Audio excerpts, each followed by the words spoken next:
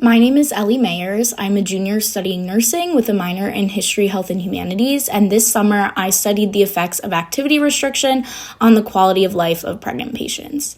Activity restriction is defined as the act of reducing one's activity.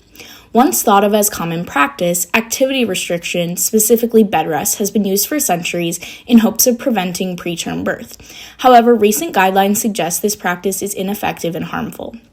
This summer, I evaluated whether the impact of activity restrictions on quality of life differs between patients with recommendations by healthcare professionals versus social contacts such as friends, family, and religious leaders.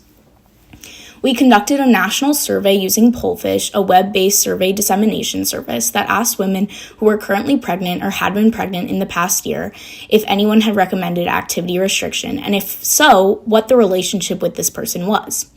Participants rated the effects of restriction on multiple dimensions of patient wellness, from a scale of 1 being very negative to 5 being very positive.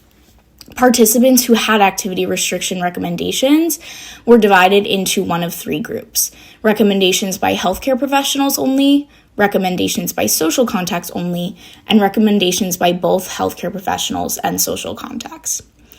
We found that healthcare professionals recommended more activity restriction, pelvic rest, and bed rest, while social contacts recommended more lifestyle restriction.